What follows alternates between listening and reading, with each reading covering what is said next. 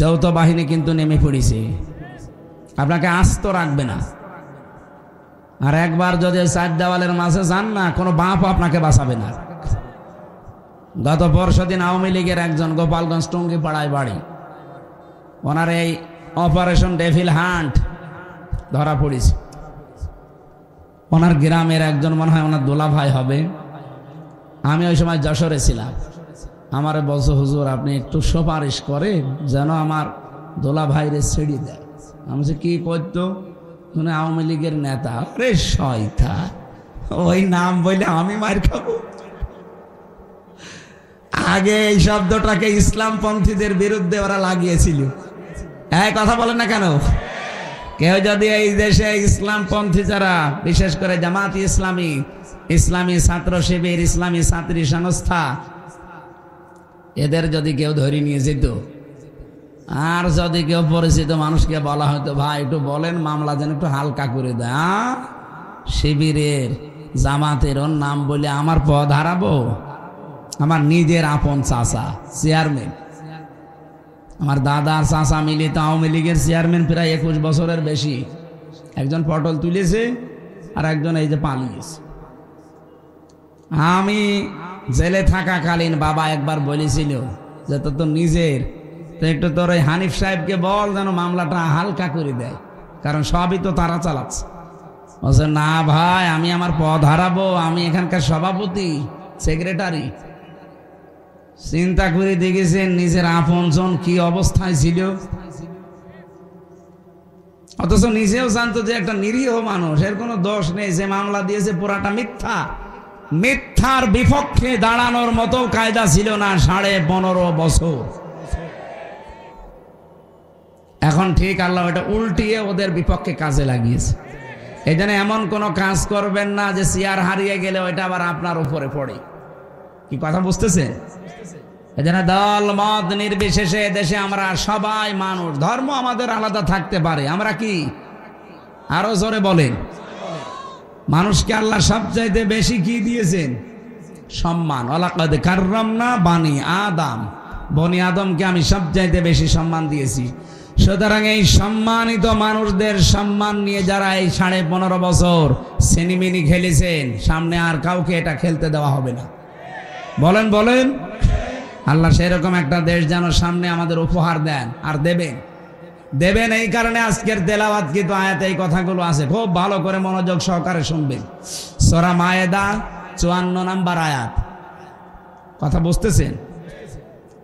আল্লাহ রাব্বুল আলামিন বলেন, ইয়া আইয়ুহাল্লাযীনা আমানু, ওহে যারা ঈমানের দাবি করো, মাইয়ারতাদ্দা মিনকুম আন দীনিহি, তোমাদের ভেতরে কোনো ব্যক্তি, কোন দল, কোন গোষ্ঠী, কেউ যদি আল্লাহর দিন থেকে মুখ ফিরিয়ে নেয়।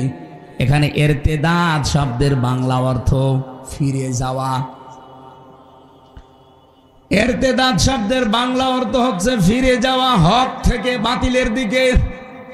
যারা আল্লাহর দিন থেকে ফিরে বদ্দিনের দিকে ফিরে যায়, ফাসাউফা ইয়াতিল্লাহ, আল্লাহ বলেন আমি নিজে অতি শীঘ্রই বিকৌমিন, এমন একটা জাতি, এমন একটা দল তাদের উপরে আনয়ন করব, ইউহিব্বুহুম, আমি নিজে তাদেরকে ভালোবাসবো, ওয়া ইউহিব্বুনাহু, এবং তারাও আমাকে ভালোবাসবে। আয়াতটা আমি বাংলাদেশের সাথে মিলিয়ে অনেক মিল পেয়েছি। আপনি দেখেন তো আয়াতের পরবর্তীতে 3টা গুণ দেওয়া আছে। যদি দেখেন এই বাংলাদেশে যত দল এখন প্রায় 72টা, কারো সাথে কোরআনে বর্ণিত এই 3টা গুণ মিলে যায়, আপনি বুঝবেন আল্লাহ তাদেরকে নির্বাচিত করেছেন সামনে অনুমাক্কিনা লাহুম ফিল আরদ, জমিনের শাসন ক্ষমতা দেওয়ার জন্য। নাকি আমি এগুলো সব বানাচ্ছি? বলেন। যতগুলো তাফসীর আমি আয়াতের সাথে মিলিয়ে পড়েছি, বাংলাদেশের সাথে মিলালাম এই কারণে আমি দেখতে পাচ্ছি যে এ মিলে যাচ্ছে এই 72টা দলের ভেতরে একটা দলের সাথে। আল্লাহ কি বলেছিলেন? যদি কেউ আমার দিন থেকে মুখ ফিরিয়ে নেয়, আমি আল্লাহর প্রথম কাজ হবে ফাসাউফা ইয়াতিল্লাহ।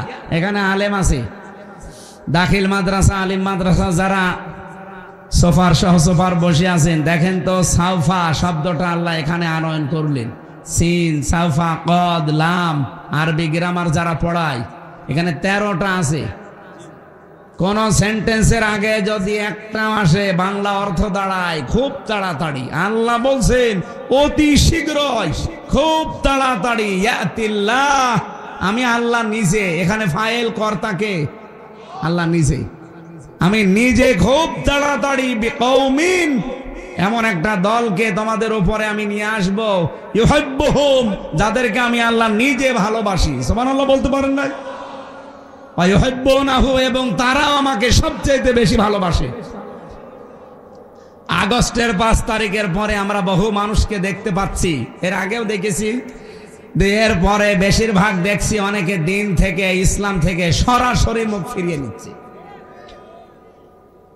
কথা কি বুঝে বললেন নাকি আন্দাজে বললেন? আপনি কি দেখতে পাচ্ছেন বাংলাদেশে অনেকে ইসলাম থেকে, দিন থেকে মুখ ফিরিয়ে নিচ্ছে? তারা গালি দেয় জামাত ইসলামীকে। আরে ভাই, জামাত ইসলামী কি? সেটা দল। আপনি তারে গালি দেন কোন কারণে? আপনি তো সরাসরি আল্লাহকে, রসুলকে, ইসলামকে গালি দিতে পারছেন না, ওইটা এখন তুলছেন ওর উপরে। জামাত ইসলাম হোক, চরমনাই হোক, আটরশি হোক, ইসলামপন্থী যারা এই দেশে, বলেন তো এই মানুষগুলো কি তার বাবার কথা আপনাকে বলে? চরমনার পীর কোনদিন বলেছে যে আমার বাবা ছাড়া কেউ জান্নাতে যেতে পারবেন না? তিনি এই কথা বলে যে কোরআন হাদিস ছাড়া কেউ জান্নাতে যেতে পারবেন না। জামাত ইসলামের কোন নেতা বলেছে যে আমার বাবাকে না মানলে জান্নাত পাবেন না?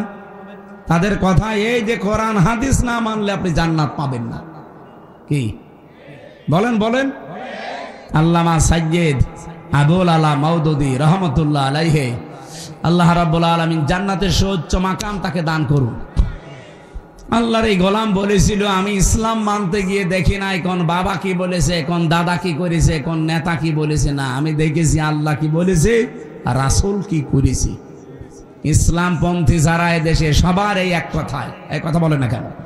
সবার এই এক কথা, এর বাইরে যদি কারো কথা থাকে তারে মানা যাবে না। কথা বুঝতেছেন আপনারা? আমি নাম ধরেই বলছি, এটা রেকর্ড হচ্ছে এই কারণে। চাঁপাইনবাবগঞ্জের বিএনপির একজন এমপি, সাবেক এমপি না, এটা অবৈধ এমপি, কারণ এই 15 বছরে যারা এমপি হয়েছে সবগুলো অবৈধ। এদেরকে এমপি বলা জায়েজ নেই, এদের মন্ত্রী বলাও জায়েজ নেই, কারণ এরা তো আমরা ওদের ভোট নেইনি, এরা জোর করে হয়ে গেছে। এই কথা বলেন না কেন? এদেরকে আমরা ভোট দিতে পেরেছি। আমার 33 বছর বয়স, 18 বছর থেকে ভোট দিতে আরম্ভ করলে আমি 3 বার ভোট দিতে পারি, একবারও পারি না। তার মানে ভোট এদেশে হয়নি এই 3 বারে। এজন্য সাবেক এমপি, সাবেক মন্ত্রী, এই 3 বারের যারা, তারা লিখবেন না, এতটুকু লিখবেন সাবেক চোর, না যদি আরেকটু বেশি লিখতে চান সাবেক ডাকাত। এর চাইতে বেশি কিছু লেখা আপনার জন্য জায়েজ নেই। এমনকি 15.5 বছরের রাষ্ট্রের যে ভাতা নিয়েছেন সব ফেরত দেওয়া লাগবে। এই কথা বলেন না কেন? এখানেও যিনি দায়িত্বে ছিলেন, এই যে হাসিনাকে হজরত বলে ডাকতো, কি জানো না, আল্লাহর ওলি, কোথায় আছে? পালিয়েছে। কি আশ্চর্য চামচামি দেখেন তো, সংসদে দাঁড়িয়ে এরকম একটা নিকৃষ্ট মানুষকে বলতো হজরত হাসিনা। তামাম দুনিয়ায় কয়টা রাষ্ট্র আছে বললাম? 257। বলেন বলেন, আরো জোরে বলেন। এই যে আন্তর্জাতিক রিপোর্ট বের হয়েছে, আমি কিন্তু আন্দাজে বলছি না, সব আমার পড়া আর দেখা। আন্তর্জাতিক রিপোর্টে 10 জন মানুষের নাম এসেছে তামাম দুনিয়ায়, যে তারা সবচাইতে বেশি নিকৃষ্ট এই জমিনের উপরে। তার 1 নম্বরে হাসিনা, 2 নম্বরে বাশার আল আসাদ, 3 নম্বরে নেতানিয়াহু। এটা সব আমি বানাচ্ছি এখন নতুন করি না। বলেন কেন তামাম দুনিয়ায় এদের নামগুলো 1, 2, 3, আর 1 নম্বরে আসবে আল্লাহর ওলির নাম চলে গেছে। কি নিকৃষ্ট মানুষ হলে তামাম দুনিয়ার ভেতরে এখন 1 নম্বরে তার নাম আছে। আর এটা বানিয়েছে তো খ্রিস্টানরা, আমরা মুসলমানরাও বানাইনি।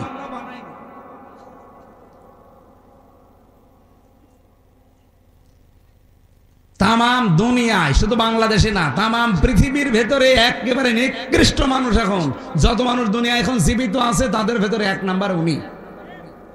কি করেছে আপনি চিন্তা করতে পারেন? এটা বের হয়েছে এই যে জাতিসংঘ যে আয়না ঘরের রিপোর্ট দিয়েছে গুমের, এরপরে কি যে ভয়াবহ আশ্চর্য জায়গা এটা। আমি তো মিনিটায় ছিলাম 10 দিন, আর যারা বড়টাই ছিল, বিগটা, এই যে ব্যারিস্টার আমান আজমি ভাই সহ, এই যে হম্মাম কাদের চৌধুরী, সালাউদ্দিন কাদের চৌধুরীর সন্তান, এরা যারা ছিল, এরা যে কত কঠিন। আমি দেখেছিলাম এরকম চেয়ারে বসিয়ে দেয়। আমার আগে একজনকে নিয়েছে, এই চেয়ারে বসিয়ে হাতের সাথে পায়ের সাথে ক্লিপ লাগিয়ে দেয়, এই গলার সাথে একটা লাগিয়ে দেয়, বেড়ি, ওদের একটা কি ফিতা আছে, এটা লাগিয়ে দিলে আপনি আর নড়তে পারবেন না। মুখটা তো কালো কাপড় দিয়ে বেঁধে দেয়, হাত বাঁধা, পা বাঁধা, মাথা বাঁধা, আপনি নড়বেন কি করে? তখন একবার টিপ দেবে সুইচে, চেয়ার আপনার 1 মিনিটে 120 বার ঘুরবে। 1 মিনিটে যদি 120 বার হয়, সেকেন্ডে কয়বার? বলেন বলেন। আপনি চিন্তা করতে পারেন মাথার ভেতরে কত সূক্ষ্ম জিনিস আল্লাহ দিয়েছে। ফ্রন্টাল লব আছে, অক্সিপিটাল লব আছে, প্যারাইটাল লব আছে, মোটর কর্টেক্স আছে, সেন্সরি কর্টেক্স আছে, কত সেন্সরি জিনিসগুলো আল্লাহ দিয়েছেন মাথার ভেতরে।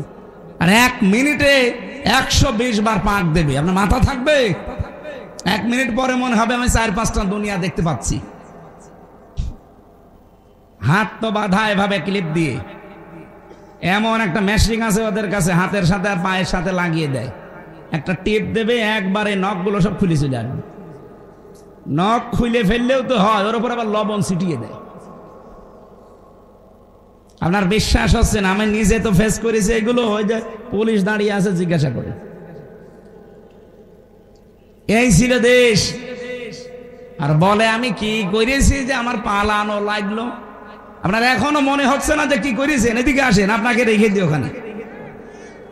আপনার তো 14 বছর থাকবে না, আপনি খালি 14 দিন থাকবেন ওই মাটির নিচে ঘরে। 14 দিন থাকলে আপনি এমনি মরে যাবেন। কত মানুষকে আমার সামনে দিয়ে লাশ বের করে নিয়ে চলে গেছে, বলে যে ও মরে গেছে। না, মরে নিয়ে চিন্তায় মরে গেছে। এমন কঠিন ভয়ঙ্কর জায়গায় ওরা রেখে দিয়েছিল। আমার মনে একটা ভাঙ্গা ছেড়া মানুষকে 3টা বছর সেলখানায় দিলেও তো হইতো, দিয়েছে ফাঁসির কন্ডেম সেলে, কবর সেলে।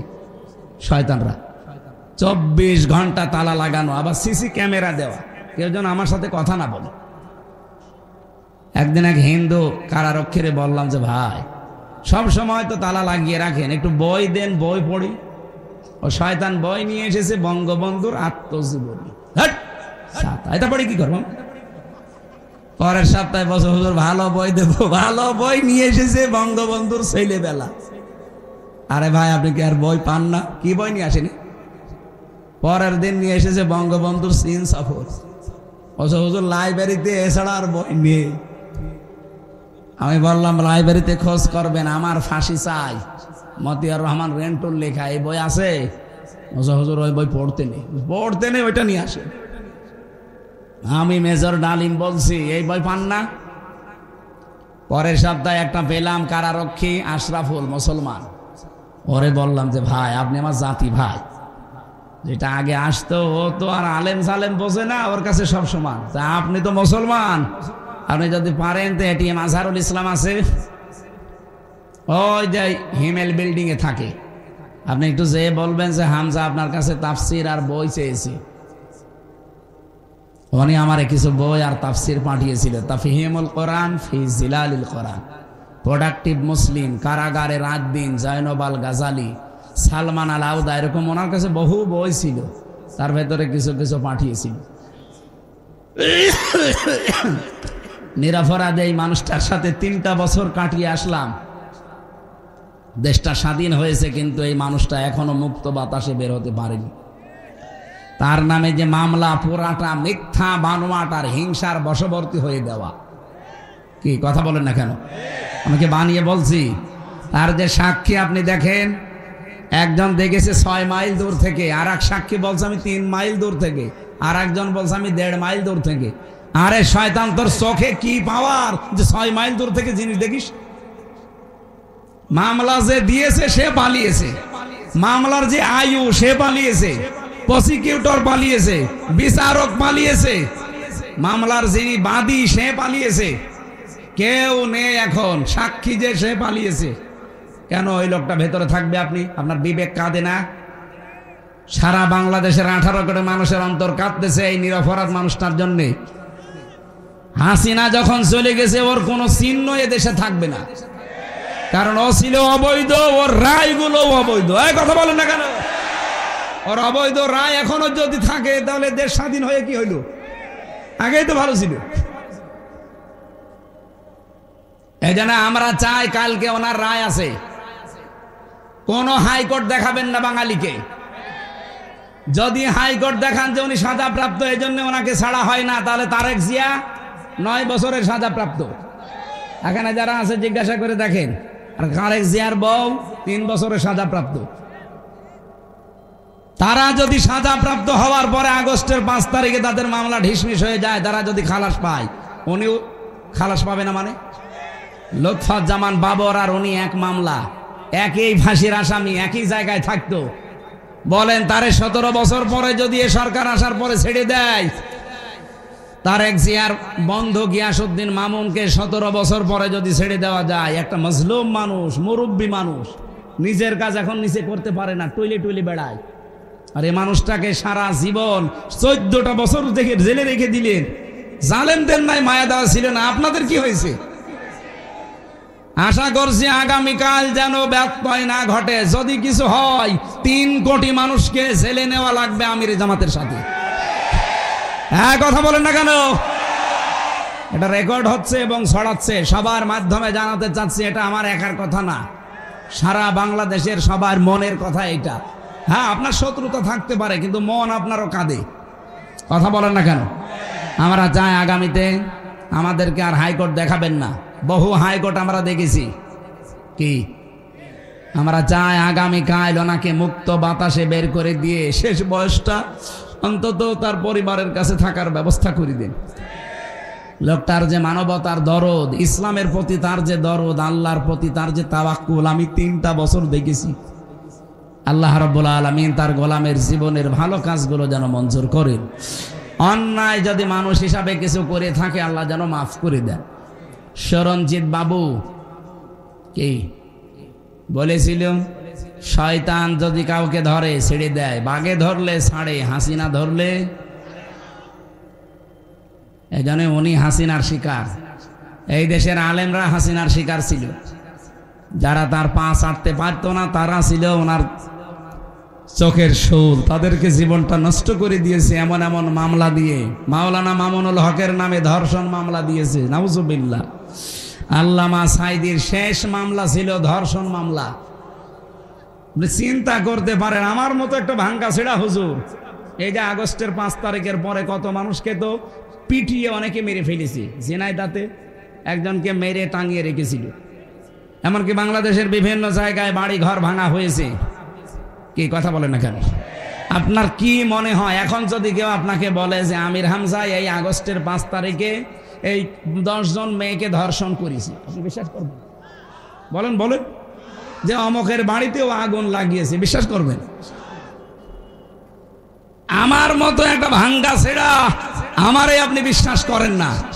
আল্লামা সাইদির বিরুদ্ধে উনি মানুষের বাড়িতে আগুন দিয়েছে, ও ধর্ষণ করেছে, আপনি এটা বিশ্বাস করেন কি করে? যে মহিলাকে সাজিয়ে নিয়ে এসেছিল, ওই মহিলার অ্যাডভোকেট তাজুল ইসলাম জিজ্ঞাসা করছে, ওই মেয়ে আল্লামা সাইদি ধর্ষণ করেছে তোমাকে? বলছে জি হ্যাঁ। তোমার জন্ম তারিখ কত? 1975। ধর্ষণ করেছে কত সালে? 1971। অ্যাডভোকেট তাজুল ইসলাম ওই দিনই বলেছিল, মাননীয় আদালত পয়েন্টটা একটু লেখেন, লিখে রাখেন, এই মহিলার জন্ম 75-এ, ধর্ষিতা হয়েছে 71-এ। ওইটা কি রুহের জগতে? ওই দিনে মামলা ঢিসমিস হয়ে যাওয়ার কথা না? কিন্তু হয়নি। ওই যে বিচারপতি কালা মানিক, তার বিসি উড়ে গেছে, ওই শয়তান বলেছিল আল্লামা সাইদিকে আমি ফাঁসি দিতে পারলাম না, এটা আমার জীবনের বড় আফসোস। এখান থেকেই তো বোঝা যাচ্ছে এগুলো সব বানোয়াট। এদের এই ট্রাইব্যুনালও বানোয়াট, এ বিচার ব্যবস্থাও বানোয়াট, ওই জজও বানোয়াট, বিচারপতিও বানোয়াট, সাক্ষীও বানোয়াট। নাই তো 75-এ জন্ম, 71-এ ধর্ষিতা হয়, কিসের কি? আরে ভাই অন্যেরটা বাদ দিলাম, আমি তো আমার নিজেরটা তো জানি। আমারে দিয়েছিল আনসারুল্লাহ বাংলা টিমের প্রধান সারা বাংলাদেশে, অথচ ছাতা যে কি আমি জানি না।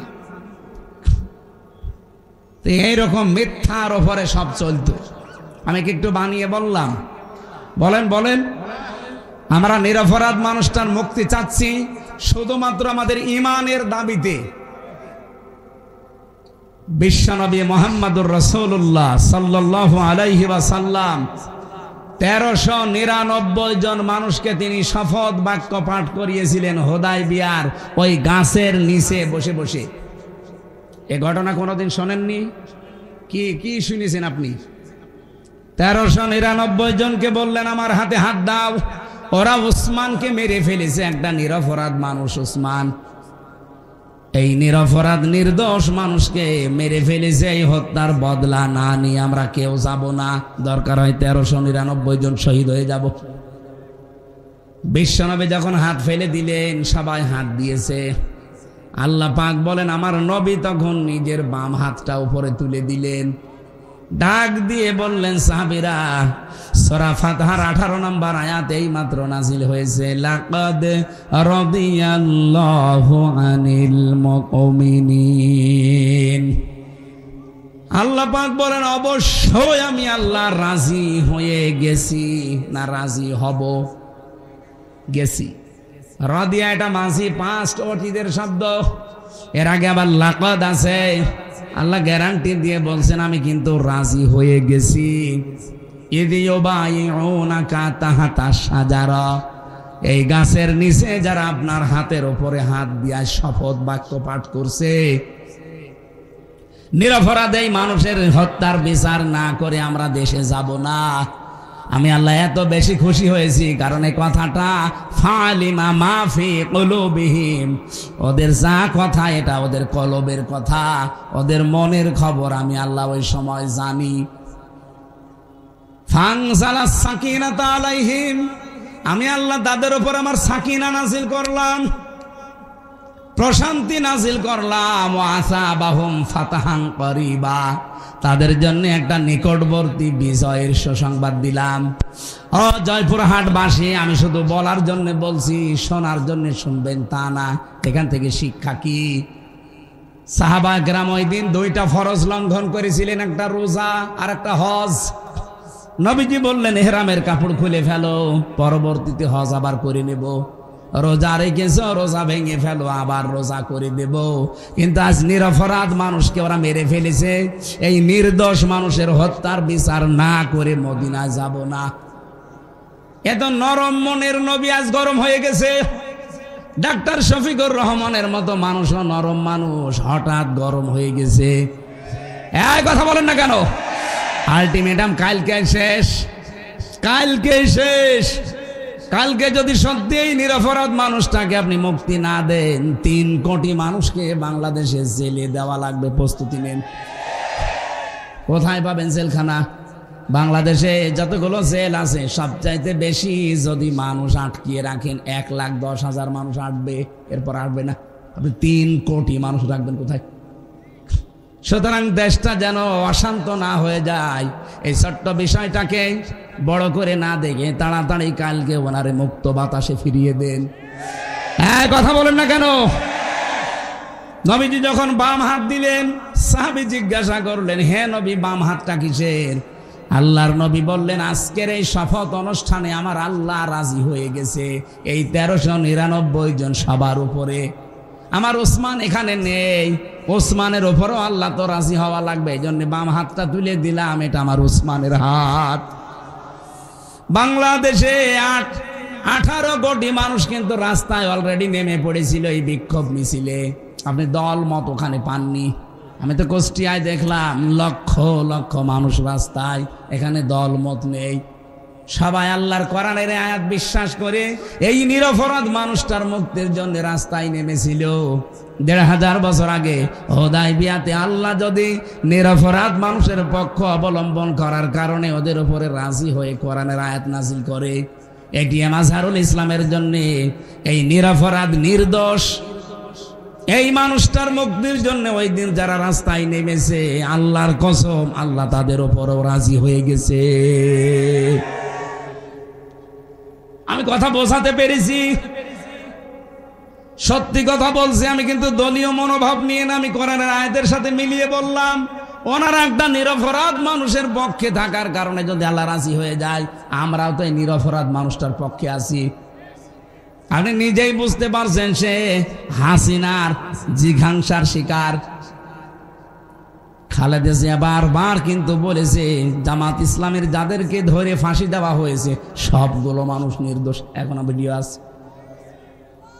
আর আপনি হঠাৎ করে আগস্টের 5 তারিখের পর থেকে কিছু কিছু মানুষ দেখলে ফিরে যাচ্ছে, নাম দিচ্ছে গালি জামাত ইসলামকে। আরে ভাই, জামাতকে তো আপনি গালি দেন না, আপনি তো গালি দেন আল্লাহকে, রসুলকে আর ইসলামকে। বলে ইসলাম নিয়ে নাকি আমরা ধর্ম ব্যবসা করে খাই। আরে শয়তান, সারা জীবনে আমাদের ওই পোশাক আশাক চরিত্র একই আছে। ধর্মের নামে যদি ব্যবসায় দেশে কেউ করে খেতে চায়, যারা শুধু ভোট আসলে টুপি মাথায় দেয় তারা। আজকে লুৎফুজ্জামান বাবরের বক্তব্য শুনেছেন, একটা জনসভা হচ্ছিল। উনি বলছে আমি জেলখানায় 17 বছরে যাবার পর আমার সাথেও ছিল লোকটা 2 মাস। আমি যে ইমান এনেছি, আমার মতো ইমান আমার মনে হয় দেশের সবাইকে জেলে দেওয়া দরকার, তাহলে আমার মতো এরকম শক্ত ইমানদার হবে। আসলেও তাই। যারা আজ ফটর ফটর করছে, এই যে চাঁপাইনবাবগঞ্জের হারুন আর ওর বউ, এই 2 জনকে জেলে দেওয়া দরকার ছিল, কারণ এই 15.5 বছরে একদিনের জন্য হাসিনার রোশানলে জানা পড়েনি। বিনা ভোটের এমপি তারাও হয়েছিল।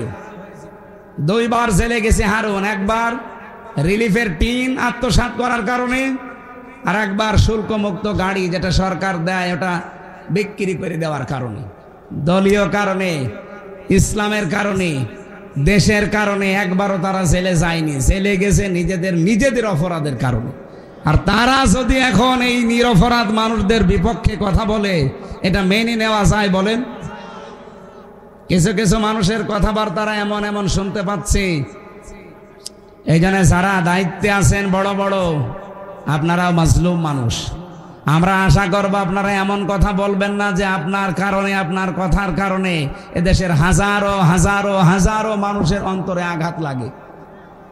কি আমি নাম নিতে পারলাম নয় মানুষগুলো। আশা করছি আপনারা পরিবর্তন হবেন। এই জন্য দিন থেকে ফিরে গেলে আল্লাহর কোনো লস আছে, কোনো ক্ষতি আছে? আয়াতটা নাজিল হয়েছিল হযরতে রাসূলুল্লাহর জীবনের ওই সময়ে, যখন কিছু মানুষ দিন থেকে ফিরে চলে যাচ্ছিল, যে রাসূলুল্লাহকে বিপদে ফেলে দেবে, যে আমরা তোমার পেছনে নেই, তোমার এই দিন কি করে চলে আমরা দেখব। আল্লাহ তখন এটা নাজিল করলেন। হযরতে আবু বকর সিদ্দিক রাদিয়াল্লাহু তাআলা আনহু, তিনি ক্ষমতা নেওয়ার পর, তিনি খলিফা হওয়ার পর চারিদিকে আল্লাহর দিন থেকে বেরিয়ে যাওয়ার হিড়িক তৈরি হয়েছিল। বিশেষ করে কিছু ধর্মত্যাগী, এদিকে তাকান, কিছু ধর্মত্যাগী দ্বারা আল্লাহর দিনের গুরুত্বপূর্ণ বিধান যাকাত, এইটা পর্যন্ত দিতে অস্বীকার করেছিল। এটা ইতিহাসে শোনেননি? আবু বকরের সময় এসে তারা আল্লাহর বিধান যাকাত, ওরা বলছে আমরা দেব না। হযরতে আবু বকর ঘোষণা দিয়ে দিলেন, রাসূলুল্লাহর জামানায় যারা যাকাত দিতেন, আমার এই সময় এসে যদি যাকাতের একটা ছাগলের দড়িও দিতে কেউ অস্বীকার করেন, আমি আল্লাহর নবীর সাহাবী আবু বকর একা হলেও তার বিরুদ্ধে যুদ্ধ করব। আজ বাংলাদেশের দিকে আমি মিলালাম এই আয়াতটা। কত মানুষ তো ফিরে চলে যাচ্ছেন, রাজনৈতিকভাবে, দলীয়ভাবে, ধর্মীয়ভাবে। যদিও রাজশাহী, খুলনা এই 2টা বিভাগ এখনো পর্যন্ত এ প্রভাব পড়েনি, অন্যান্য বিভাগে অনেক বেশি পড়ে গেছে ধর্মীয় কায়দায়। হাজারো মানুষকে আমরা দেখছি দিন থেকে তারা ফিরে চলে যাচ্ছে, আর তারা মনে করছে আমরা দিনই মানছি, অথচ ওটা দিন না। বিশেষ করে কুমিল্লা, ব্রাহ্মণবাড়িয়ায় যে আমার তাহেরি ভাই, আমি নাম ধরে বললাম, কারণ তারা দিন থেকে মানুষকে দূরে সরিয়ে অন্য জায়গায় নিয়ে চলে যাচ্ছে। ওরা যা করছে আল্লাহর কসম ওটা ইসলাম না। দয়াল বাবা, কেবলা বাবা, ফতে বাবা, শাহ আলী বাবা, কেল্লা বাবা, এ কোনো ইসলাম? বলেন কোন ইসলাম? এরা মানুষকে এভাবে দূরে সরে নিয়ে চলে যাচ্ছে। বাংলাদেশে শুনে ওনারা না, বহু মানুষ এই 15.5 বছরে বেশি করেছে এগুলো, এখনো ওরা থেমে নেই।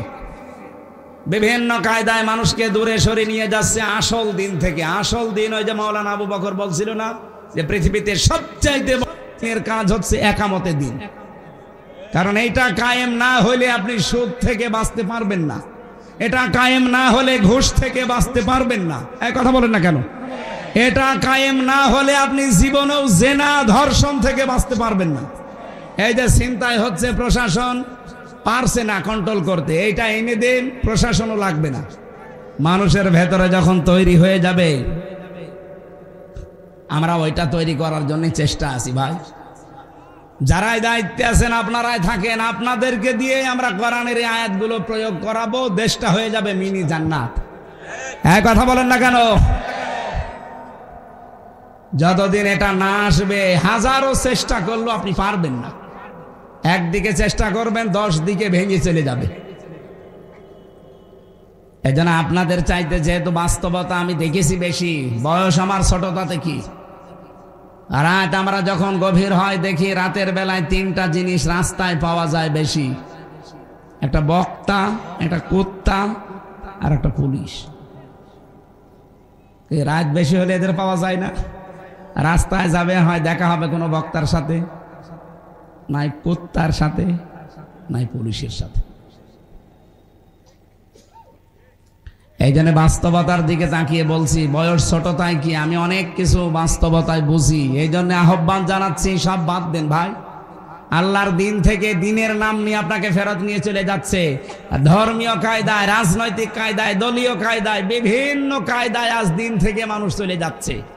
রব্বুল আলামিন ঘোষণা দিয়ে জানিয়েছেন, ওয়াইন তাতাওয়াল্লাউ ইস্তাবদিল কওমান গায়রাকুম সুম্মা লা ইয়াকুনু আমসালাকুম। সূরা মুহাম্মদ।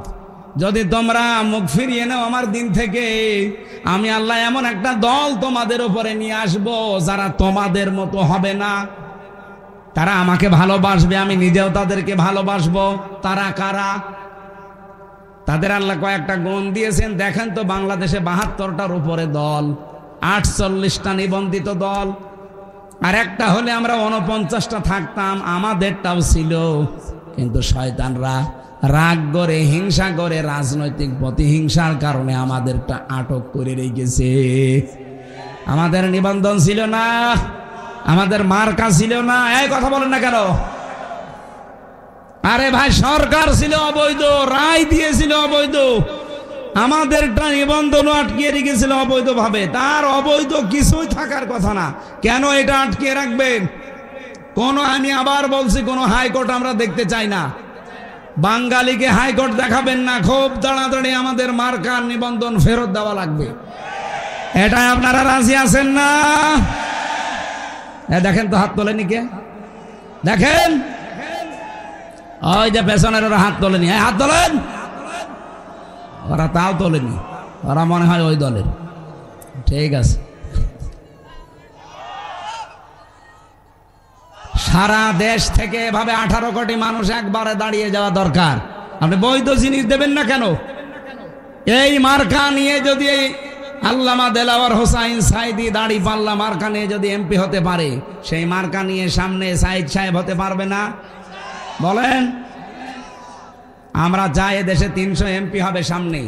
151 জন মানুষ জানো ফজলুর রহমান সাইদের মতো বুকে কোরআন নিয়ে সংসদের সামনে যেতে পারে। মাত্র 151 জন। 300 জনের ভেতরে যদি যেতে পারে, আমি আল্লাহর কসম দিয়ে বলতে পারি, নামাজের ওয়াজ এই দেশে আর করা লাগবে না, জাকাতের ওয়াজ করা লাগবে না, পর্দার ওয়াজ করা লাগবে না, জেনার ওয়াজ করা লাগবে না, এমনি তার পরের দিন বন্ধ হয়ে যাবে। সাইদ সাহেবের মতো 151 জন বলবে, মাননীয় স্পিকার, আমরা নামাজের বিল চাই।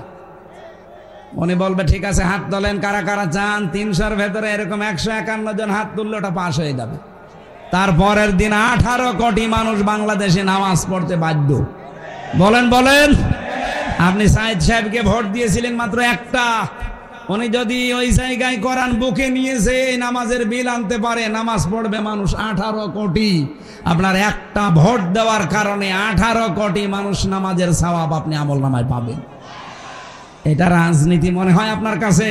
আর আপনি যেটা করেন ওটা তো পুরা দুর্নীতি।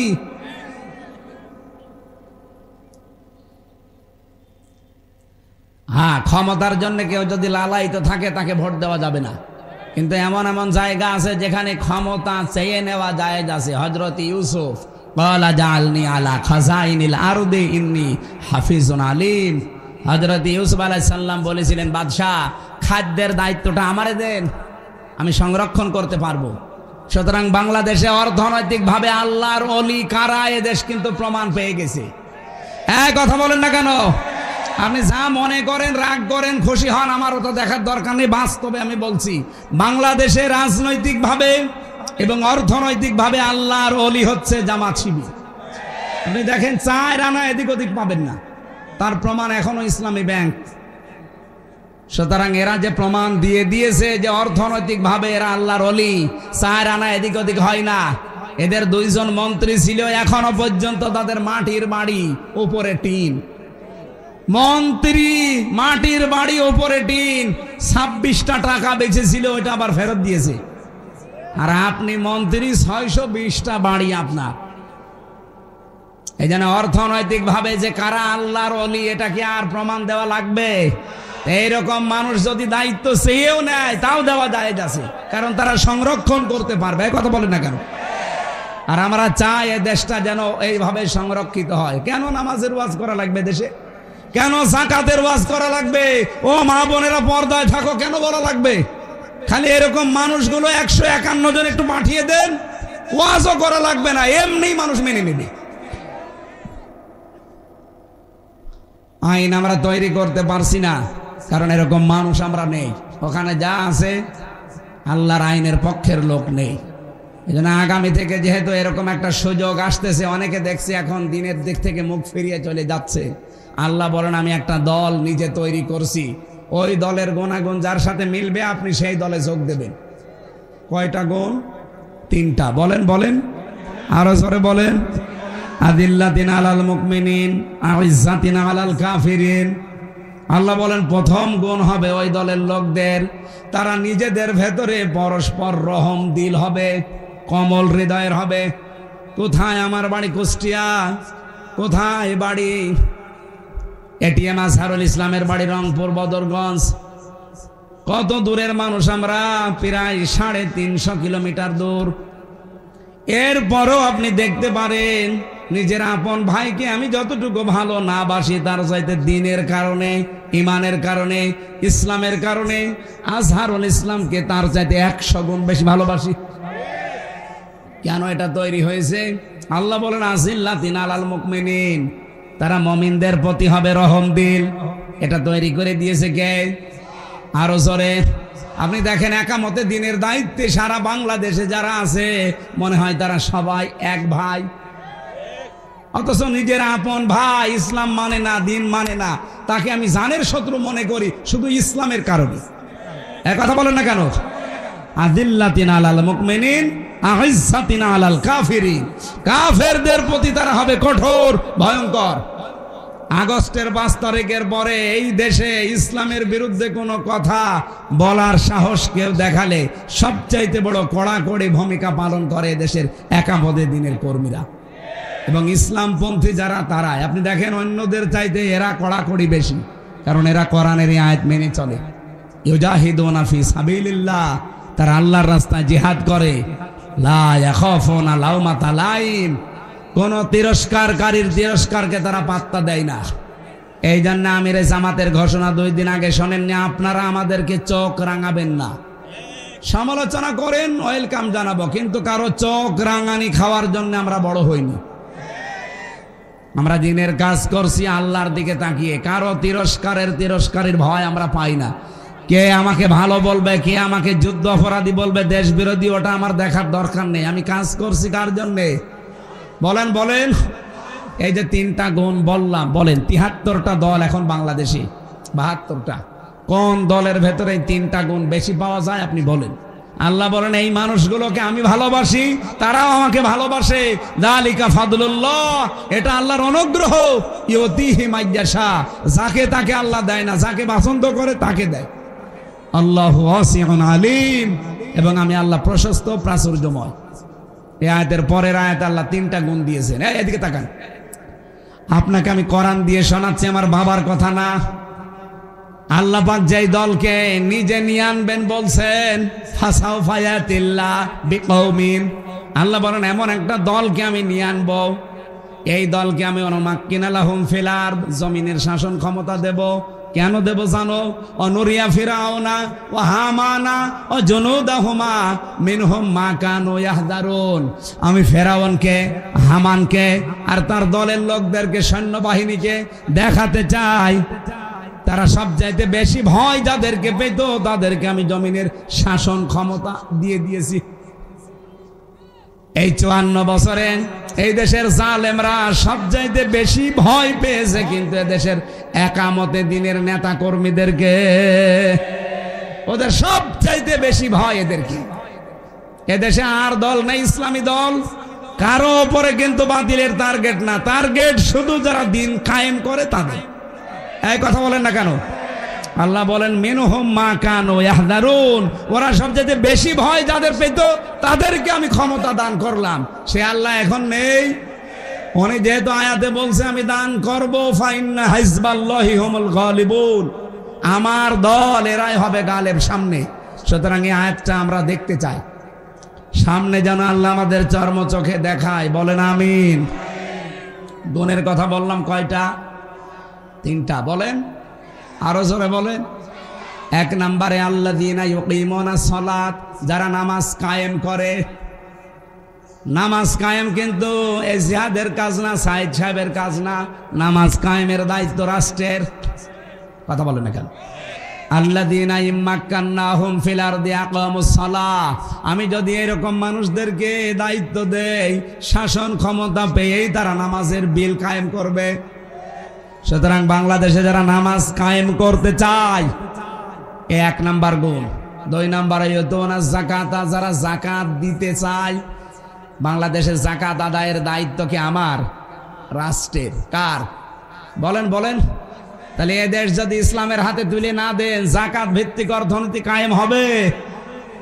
আজ বাংলাদেশে ব্যাংকিং ব্যবস্থার দিকে তাকিয়ে দেখেন তো, ইসলামী ব্যাংকে যে নিয়ম নীতিগুলো মেনে চলে, সব ব্যাংকে যদি এই নিয়ম নীতি থাকতো, সুদের মতোই মারাত্মক গোনা মায়ের সাথে জেনা করা লাগতো না।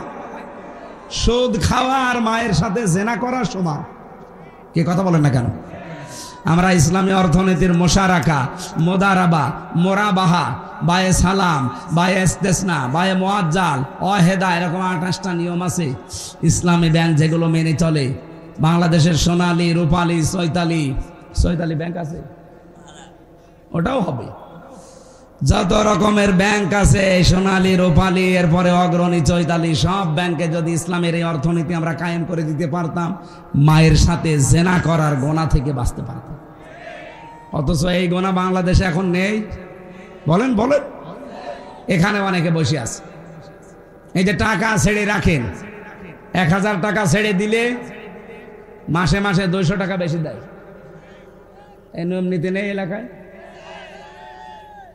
এটা যারা করছেন, এটা মায়ের সাথে অলরেডি আপনি জেনা করছেন, এটা ছেড়ে দেওয়া লাগবে। আরে ভাই, মায়ের সাথে জেনা করে এসে নামাজে দাঁড়ালে নামাজ হয়? বলেন।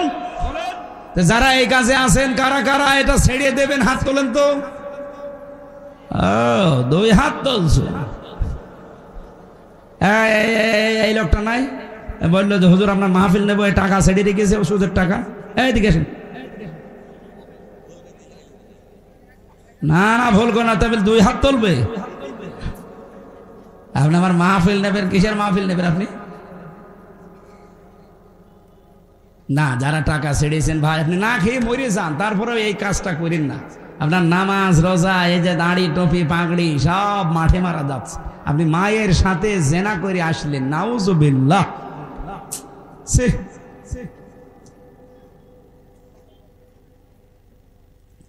3 নম্বরে ওয়াহুম রাকিউন, যারা রুকুকারীদের সাথে রুকু করে। রুকুকারী কারা? এখানে জামাতবদ্ধ হয়ে নামাজ পড়ার কথা আছে তাফসিরে। যারা জামাতে নামাজ আদায় করে, বাংলাদেশে বললাম ৭২টা দল, আমি নাম ধরে বলছি আপনাদের বোঝার জন্য, রেকর্ড হচ্ছে, সারা দুনিয়া যাচ্ছে। এদেশে একটা শুধু দল আমি পেয়েছি, আপনি জামাতে নামাজ পড়েন না একা একা পড়েন, ওটা আবার লিখে রাখা লাগে। এরকম একটা দল নেই। কোরআনের সাথে যা মেলে আমি তো তাই বলবো, এর সাথে মেলে না আমি আপনার নাম বলবো কি করে? কারণ আপনি হচ্ছে চাঁদাবাজি করে খান, আপনার নামে কোনো আয়াত কোরআনে আছে? আছে, আপনার বিপক্ষে আছে। কথা বলবেন না কেন? হুজুর আমার বিপক্ষে যেন বলবেন না, তাই আপনার পক্ষে বলার মতো কোনো কথা তো পাই না, কারণ আপনার বউ চলে বেপরদায়। কথা বলেন না কেন? একজন ওয়াজ করেছিল রুহুল আমিন ভাই, বসে ইমামতি করতে গেছি, সুদের আয়াত পড়ে সুদের কথা বললাম। ওরে আল্লাহ, ওই মসজিদের সভাপতি হচ্ছে সুদখোর, টাকা ছেড়ে রাখে, টাকা আসে, এরকম সভাপতি দেশে নেই। উনি নামাজের পরে বলছে, হুজুর আমি নিয়ে আসলাম আপনারে, আর আপনি আমারে বাঁশ দিলেন। আমি যে একটু হালকা পাতলা সুদ খাই, এলাকার মানুষ জানে, তাই বলে আপনি মসজিদে বলবেন? আপনার আমি বাদ দিয়ে দিলাম। ও বলছে আমি একটু উপশহরে ইমামতি নিলাম, ওই জায়গায় তেলাওয়াত করলাম পর্দার আয়াত। পর্দার আয়াত পড়েছি। এখন মসজিদের সেক্রেটারি ওর বউ ব্যারাকে চাকরি করে। উনি নামাজের পরে বলছে, হুজুর আমারে বাঁশ দিলেন, আমার বউ চাকরি করে, এলাকার মানুষ জানে, তাই বলে আপনি এখন মসজিদে বলবেন? ইমাম সাহেবকে সেক্রেটারির কথা বলেছিল, আপনারা আমি রাখবো না, যান। ওখান থেকে চলে গেলাম গ্রাম অঞ্চলে ইমামতি করতে গিয়ে দাঁড়িয়েছি। মনে করলাম আজকে আর বাংলায় কিছু বলবোই না, শুধু আরবিতে বলবো, যেন না বুঝে। আরবিতে ওই যে খুতবা আছে, খুতবা দিয়ে নামাজে দাঁড়ালাম। মনে করলাম এমন সূরা তেলাওয়াত করবো যেন সবাই মনে করে যে না, এই ইমাম সাহেব ঠিক আছে। কানে হাত দিয়ে যেহেতু তেলাওয়াত আরম্ভ করেছি নামাজে, সূরা ফাতিহা শেষ, তেলাওয়াত করলাম সূরা ইয়াসিন। ইয়াসিন আল কোরআনিল হাকিম। বেশ ভালোই চলছিল। নামাজ শেষ হওয়ার পরে ক্যাশিয়ার ডাক দিয়ে বলছে, হুজুর আমি মসজিদের ক্যাশিয়ার, টাকা আমি আপনাকে দেব। অথচ প্রথম দিন এসে আপনি কি করলেন? মসজিদের সভাপতির নাম ইয়াসিন, আর ওর বাপ মরে গেছে, নাম হাকিম।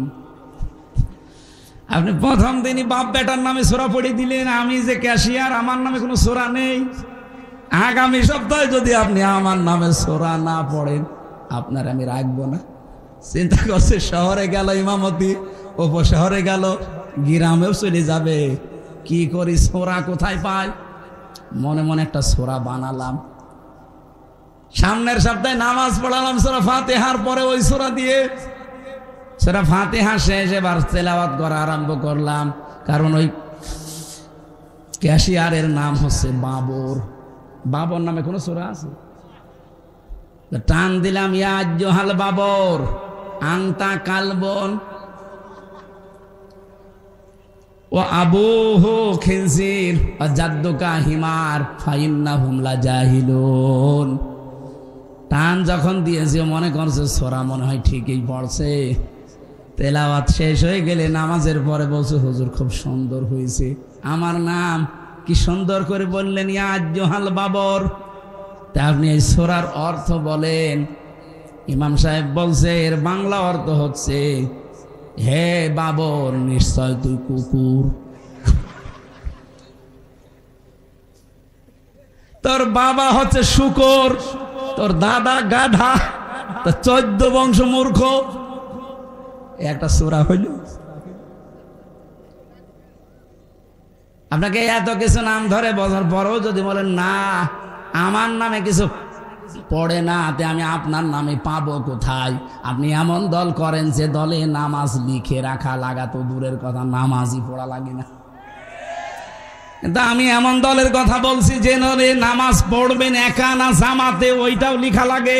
আবার পরের মাসে দেখানো লাগে যে এই দেখেন আমি নামাজ জামাতে পড়েছি এই কয়েক। তো যদি সত্যি আপনার জামাতে নামাজ না থাকে, আপনাকে থেট দেওয়া হবে, আগামী মাসে সংশোধন হবে। এই কথা বলছে না? এটা একটা বিশ্ববিদ্যালয়ের মতো। কোরআনের আয়াতের সাথে তিনটা, আমি তিনটাই মিলিয়ে ফেললাম। কারণ নামাজ কায়েমের আন্দোলন করে দেশে একটা মানুষ, জাকাত ভিত্তিক অর্থনীতি কায়েম করার জন্য চেষ্টা চালায় একটা দল, জামাতের সহিত নামাজ আদায় করার জন্য উদ্বুদ্ধ করে একটা দল, তা আমি আপনার নাম পাবো কোথায়? আল্লাহ পাক বলেন এইভাবে যে মানুষগুলো তিনটা গুণ অর্জন করবে, আমি আল্লাহ তাদেরকে নিজে পছন্দ করে তোদের উপরে নিয়ে আসবো, তাদেরকে আমি আল্লাহ এদেশের ক্ষমতা দেব। আল্লাহ যেহেতু বলছে, এটা মিথ্যা হওয়ার সম্ভাবনা বলেন বলেন। এই জন্য দিন দিন ইসলামের জোয়ার কিন্তু তৈরি হয়ে গেছে অলরেডি। আমরা আগস্টের 5 তারিখের আগে দেখতাম এই দেশে মানুষ 100 জনের 15 জন বলতো আমরা ইসলাম চাই। আর এখন এই যে ফেব্রুয়ারির 18 তারিখ, আজকে তো 24 তারিখ, 18 তারিখ একটা জরিপ পেয়েছিলাম, এদেশের 100 জনের 66 জন মানুষ বলছে আমরা এদেশে ইসলাম কায়েম চাই। আপনি আর কিছুদিন চাইতে দেন, 6 মাস 10 দিন 15 দিনের ব্যবধানে যদি এই পরিবর্তন হয়ে যায়, আর 6 মাস যেতে দেন, এদেশের 100 জনের 100 জন মানুষ বলবে আমরা এদেশে ইসলাম চাই। এই জন্য অনেক মুনাফিকের মাথা খারাপ হয়ে গেছে, বলছেন না আমরা কিচ্ছু চাই না, নির্বাচন চাই। আরে ভাই, নির্বাচন তো চাবেন, 100 জনের 90 জন এখনো পর্যন্ত ওই জালেমদের দোসররা দায়িত্বে আছে। তো এগুলো পরিবর্তন করা লাগবে না? এসপি সাহেব আসতেছে। আপনাদের জেলার সর্বোচ্চ দায়িত্বশীল আমাদের অভিভাবক এই জয়পুরহাট জেলার শ্রদ্ধাভাজন এসপি স্যার জনাব আব্দুল ওয়াহাব, আল্লাহর নামে নাম, আল্লাহ রাব্বুল আলামিন তার গোলামকে সঠিকভাবে জেলার দায়িত্ব যেন পালন, ইবাদত হিসাবে পালন করার তৌফিক দেন। আমিন। একটা চেয়ার দিন। সুবহানাল্লাহ, আলহামদুলিল্লাহ,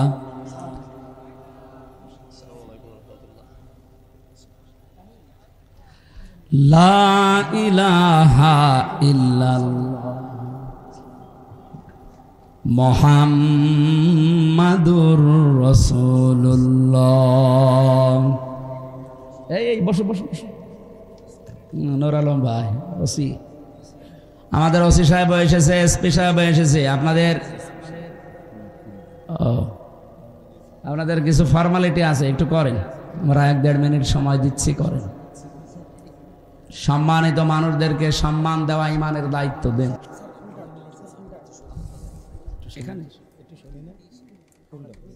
আপনারা দেন না না না না না, এদের যেহেতু আছে নিয়ম দেন। কমিটি কয়, কমিটির লোকজন দিয়ে দেন। আমরা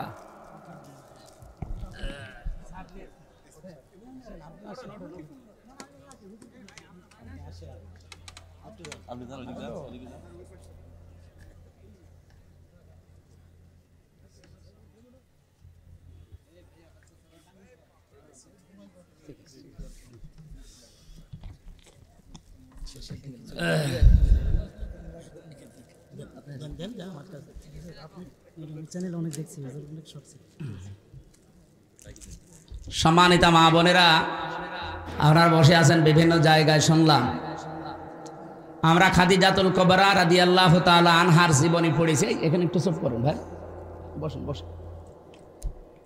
মা বোনদেরকে জান্নাতের যে কাজগুলো আছে, সর্বোত্তম কাজ, আপনার বাড়িতে যে দায়িত্বগুলো আছে এগুলো পালন করবেন।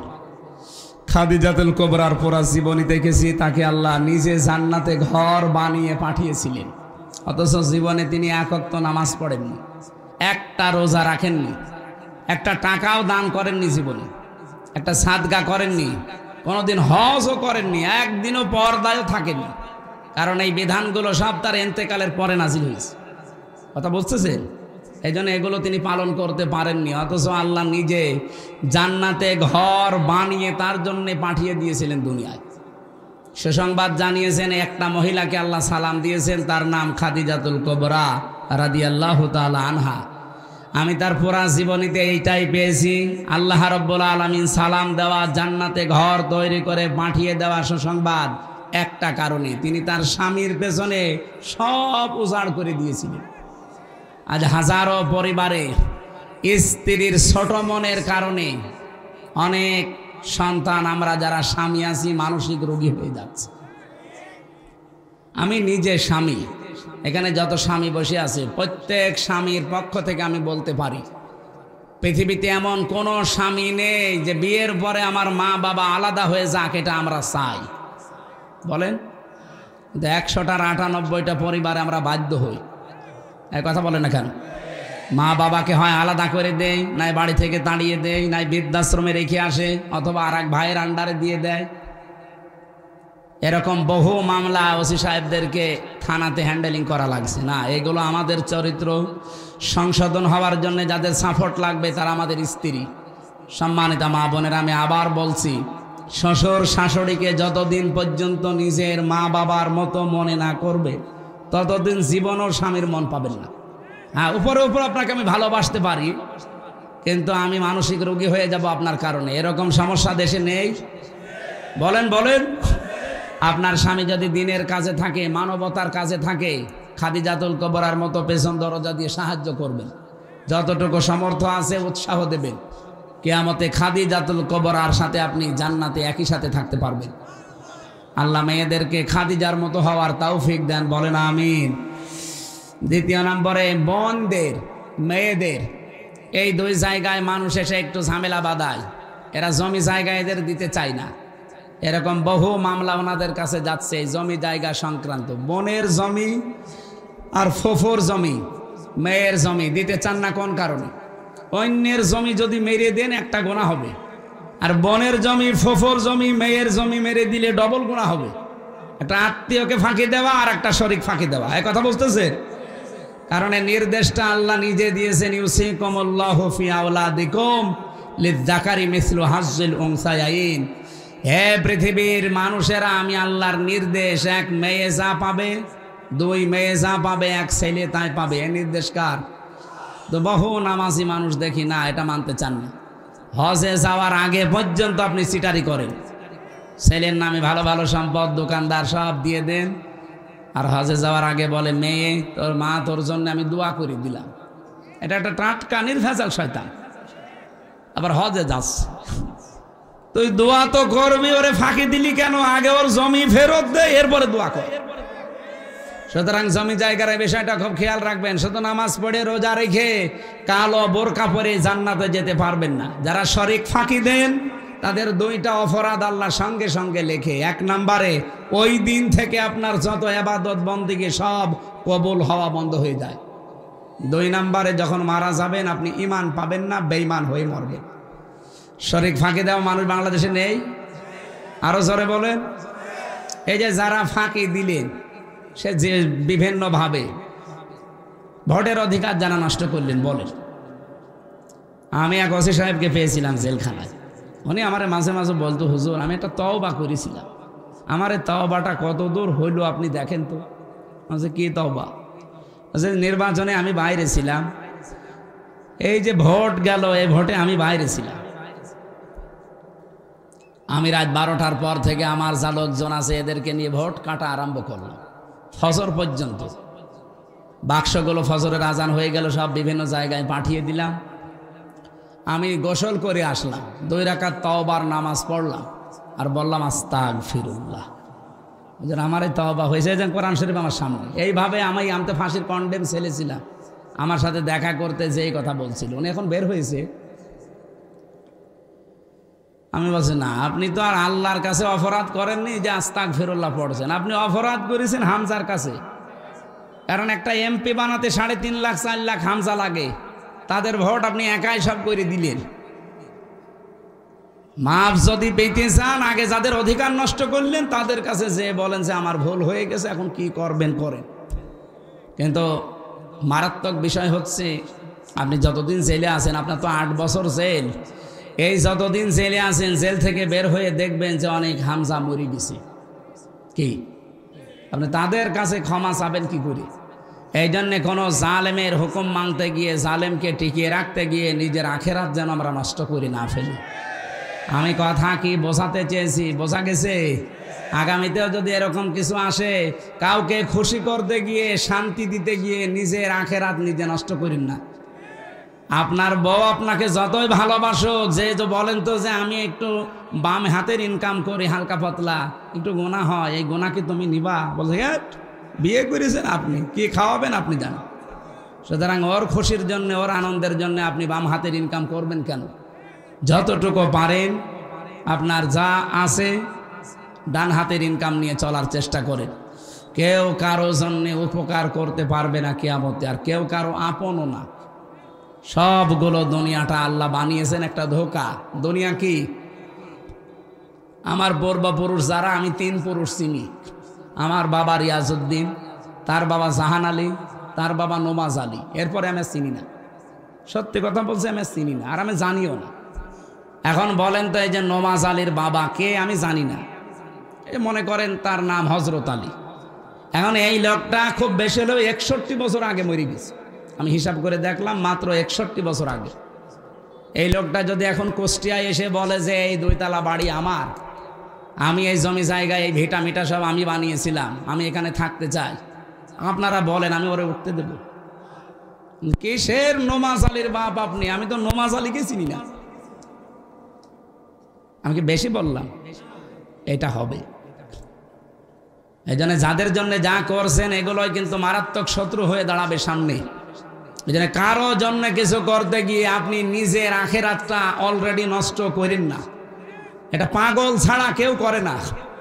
আমি এখন মারা গেলে সত্যি কথা বলছি, বাড়ি নিয়ে যাবেন, আমার বউকে যদি বলেন হামজা মরে গেছে পাহারা দেন, ও বলবে না, জিন আসবে। পাহারা দিতে হলে 3-4 জন দেন, একসাথে দেই। সকাল হলে আমারে কবরে দিয়ে দেবে। কবরে দিয়ে হয়তো 2-3 দিন খুব কান্নাকাটি করবে, এত শখের স্বামী আমার মরে গেল। হয়তো 7 দিন আরো বেশি কান্নাকাটি করবে। 4 মাস 10 দিন পরে ঠিক আমার শ্বশুর শাশুড়ি এসে ম্যাডামরে নিয়ে যাবে, বলবে চাল তোরা আরেকবার বিয়ে দেব। কয় বছর রাখবে? বিয়ের 7 দিন পরে ওই ম্যাডাম ওর বাবার কাছে কল দিয়ে বলবে, বাবা হামজা তো আর কি ছিল, এখন যে জামা এ 100 ভাগ ভালো। ওই ম্যাডামের কারণে আমি যদি বাম হাতের ইনকাম চালাই। আমি আশা করছি কি বোঝাতে চাই আপনি বুঝেছেন। সৎ থাকার চেষ্টা করেন। ইবাদত বন্দেগী কবুল হওয়ার যে ফর্মুলা, প্রথমটা হচ্ছে হালাল রুজি। ওয়াজ তো এইটাই। এইটা যদি আমরা আজ মেনে চলতে পারতাম, বাংলাদেশ দুর্নীতি মুক্ত হতো। কত হাজার হাজার কোটি টাকা পাচার করলেন, কি হলো বলেন? আপনি তাদের দিকে এখন তাকিয়ে বলেন, এই যে সালমান এফ রহমান দরবেশ 36,000 কোটি টাকা। আমার মনে হয় আমি সারা জীবনে গণনা করেও শেষ করতে পারবো না। কিন্তু তার টাকায় কি এখন কোনো কাজ হইল? সে এখন আমার মতো ওই মাটির ফলরে থাকে। আমি আশা করছি আল্লাহ রাব্বুল আলামিন আমাদের আখিরাতটা বিশাল আকারে যেন তৈরি করে দেয়, আমাদের যেন আফসোস না থাকে। মরণের পরে মানুষের শুধু আফসোস একটাই থাকবে, যে সময়টা হেলায় খেলায় আমরা নষ্ট করেছি।